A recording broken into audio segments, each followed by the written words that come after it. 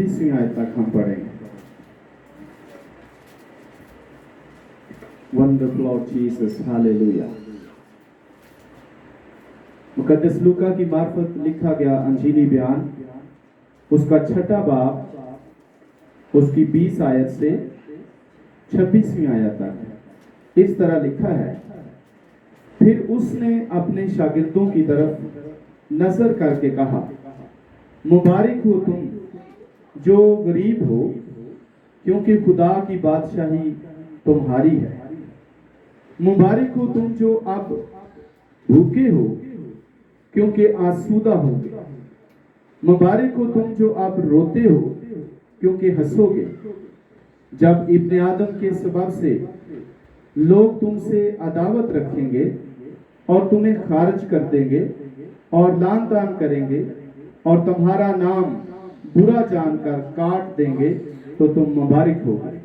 उस दिन खुश होना और खुशी के मारे उछलना, इसलिए कि देखो आसमान पर तुम्हारा अजर बड़ा है, क्योंकि उनके बाप दादा नबियों के साथ भी ऐसा ही किया करते थे। मगर अफसोस तुम पर जो दौलतमंद हो, क्योंकि तुम अपनी तसल्ली पा चुके। अफसोस तुम पर जो अब शेर हो, क्योंकि भूखे होगे। अफसोस तुम पर जो अब हंसते हो, क्योंकि मातम करोगे और रोओगे। अफसोस तुम पर जब सब लोग तुम्हें भला कहें, क्योंकि उनके बाप दादा झूठे नबियों के साथ भी ऐसा ही किया करते थे। आमीन। सब बोले आमीन। फिर बोले, दोबारा बोले और करेंगे। इसको हम दोबारा पढ़ रहे हैं। लिखा है, जब इब्ने आदम के सबब से लोग तुमसे अदावत रखेंगे और तुम्हें खारिज कर देंगे और लान तान करेंगे और तुम्हारा नाम बुरा जानकर काट देंगे, तो तुम मुबारक होगे। आमीन, हालेलुया। बहुत दफा लोग हमें रद्द कर देते हैं, और यीशु मसीह ने कहा है कि रद्द किया जाना बाइबल के मुताबिक ठीक है, ये गलत नहीं। क्योंकि बहुत से लोगों ने मुकद्दसों, रास्तबाजों और खुदा के खादमों और नबियों को रद्द कर दिया था। और यीशु मसीह ने कहा है कि मेरे नाम के सबब से बहुत से लोग तुम्हें रद्द कर देंगे। और रद्द किया जाना हमारे लिए खुशी और शादमानी का सबब है। रद्द किया जाना इस बात का सबूत है कि हम खुदा के सच्चे और मुकद्दस लोग हैं। ये बाइबल बयान करती है। इसलिए यीशु मसीह फरमाते हैं, जब लोग तुम्हें रद्द कर दें तो खुशी मनाना, उछलना, कूदना और शादमान होना, क्योंकि आसमान पर तुम्हारा अजर बड़ा है। अगर लोग तुम्हें कबूल ना करें तो इसमें परेशानी वाली कोई बात नहीं। आमीन। अगर लोग आपको रद्द कर दें तो इसमें परेशानी वाली कोई बात नहीं। अगर लोग तुम्हारे पीछे ना आए तो इसमें भी परेशानी वाली बात नहीं है। और बहुत सी गवाहियां बाइबल में हमें मिलती हैं कि लोगों ने खुदा को और खुदा के खादमों को और नबियों को और रसूलों को और बहुत से मुकद्दसों और रास्तबाजों को रद्द कर दिया, लेकिन खुदा हमेशा उनके साथ रहा।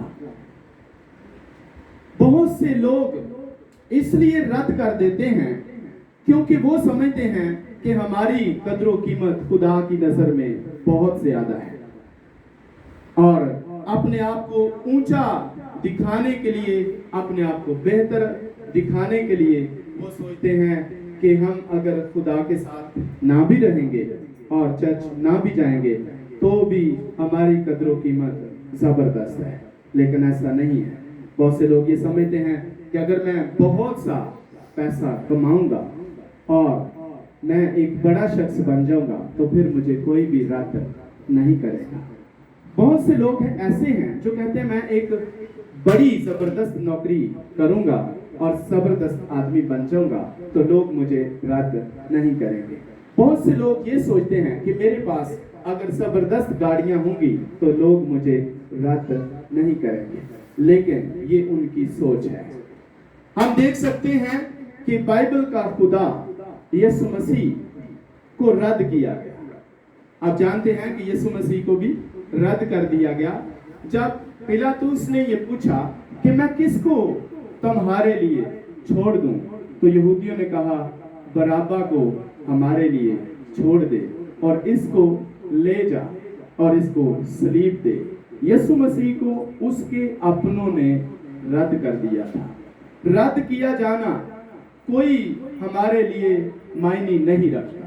اگر کوئی ہمیں رد کرتا ہے تو یہ خدا کا اور اس کا معاملہ ہے، لیکن ہمیں پتا ہے کہ ہم کس مقام پر ہیں، اور ہر ایک ایماندار کو یہ علم ہونا چاہیے، یہ پتا ہونا چاہیے کہ خدا نے اسے کس مقام پر رکھا ہے۔ اگر بائبل کو شروع سے دیکھیں تو ہم جانتے ہیں کہ جب مقدس نوح دنیا کے سامنے خدا کے کلام کی پریچنگ کر رہے تھے تو دنیا نے ایک دم مقدس نوح کو رد کر دیا اور اس کی تعلیم کو رد کر دیا، اور پھر اس کا انجام ہم دیکھتے ہیں کہ کیسے ساری دنیا تباہ ہو گئی، پر خدا کا خادم، خدا کا نبی کس طرح محفوظ ہو گیا اور اس کا گھرانہ کس طرح بچ گیا۔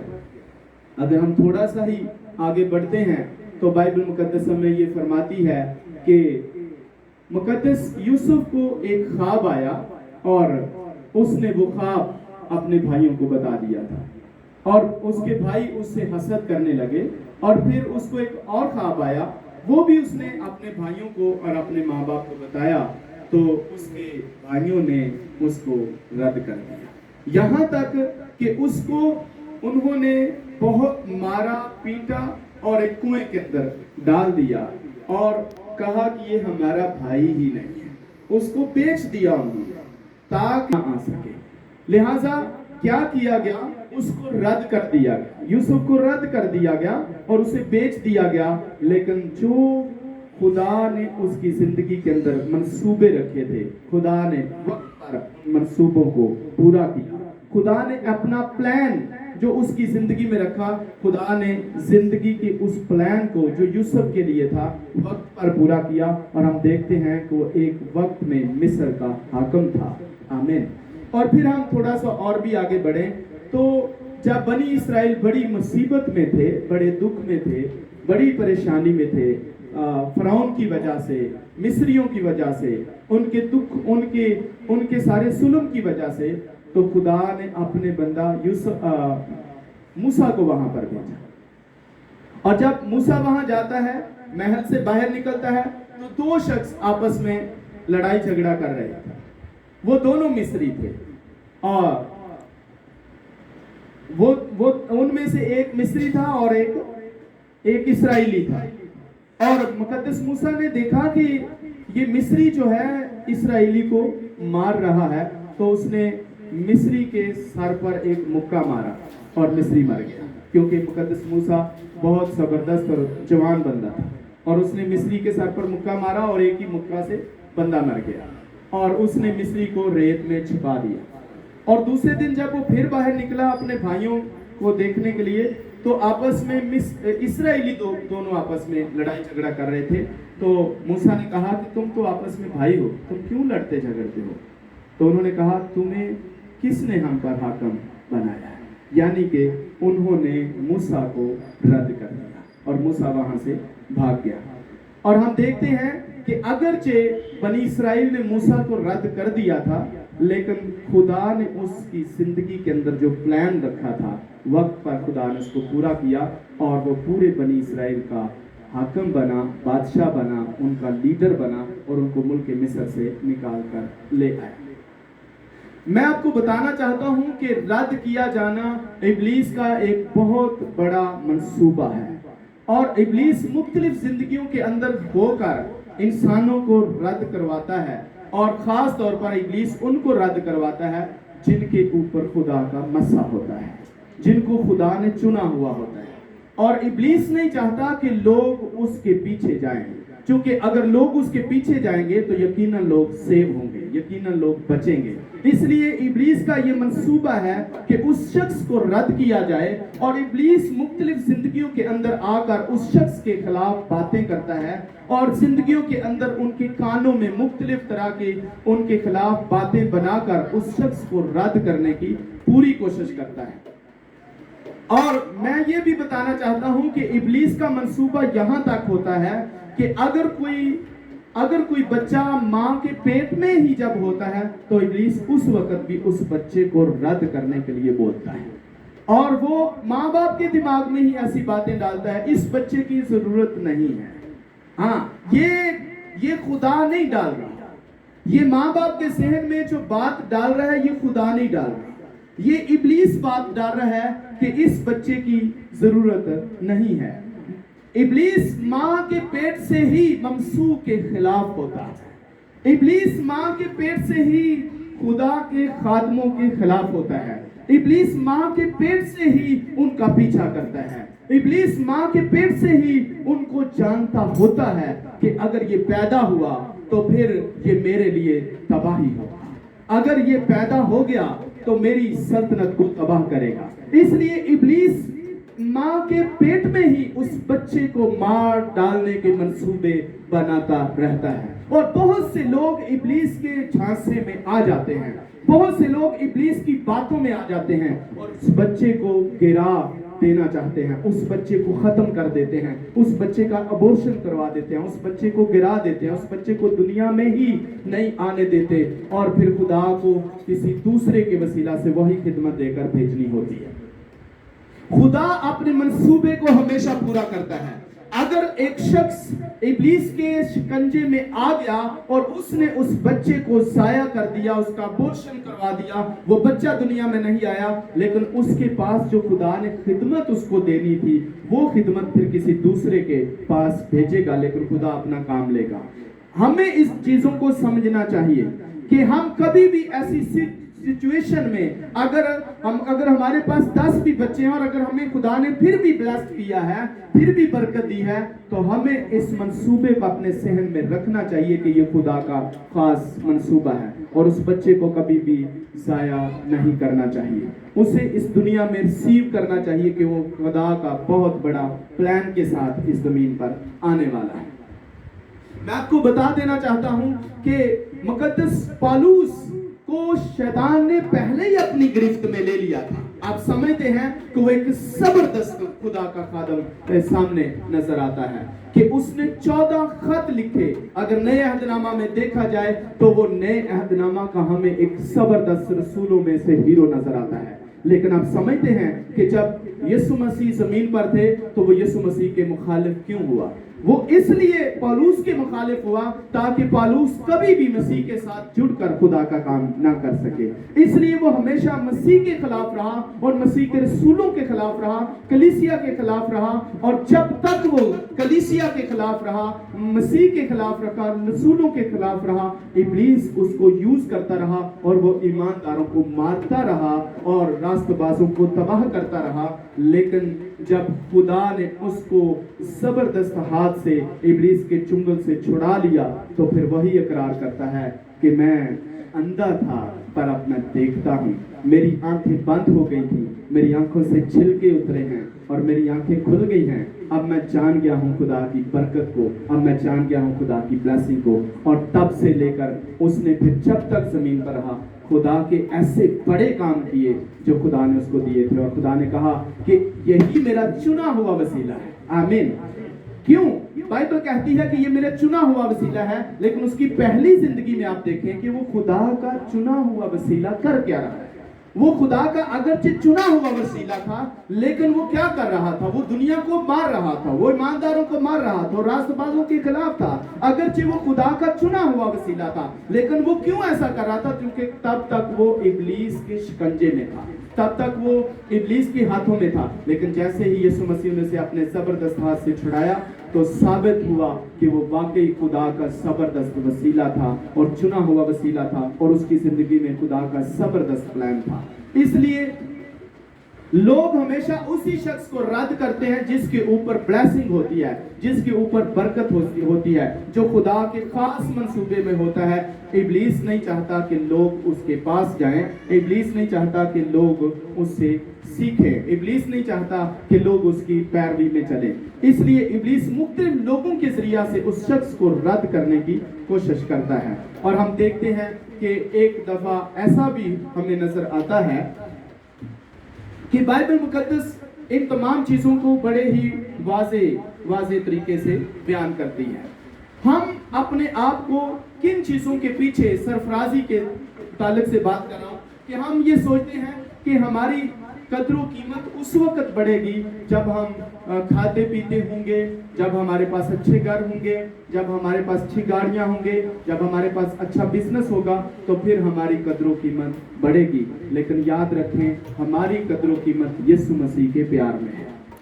और यीशु मसीह हमसे ऐसा लव करता है, यीशु मसीह ऐसा प्यार करता है कि उसने हमारी खातिर अपने आप को कितना ही सस्ता बेच दिया, कि अपने आप को गुनाह की खातिर बेच दिया, अपने आप को गुनाह के लिए हवाला कर दिया।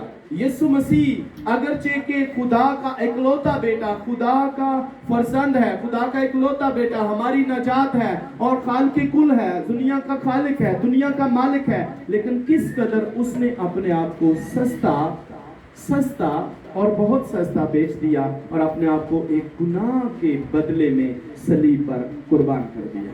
गुनाह के बदले अगर यीशु ऐसा कर सकता है कि अपने आप को गुनाह के बदले में दे सकता है और अपने आप को इतना सस्ता बेचकर अपने आप को हमें रहाई दे सकता है, तो बाइबल में लिखा है जिस कदर वो अपने आप को उसने सस्ता बेच दिया हमारी खातिर, उसी कदर उसने हमें कीमती बनाया। और बाइबल में लिखा है उसने अपने कीमती लहू से खरीद कर हमें कीमती बनाया है।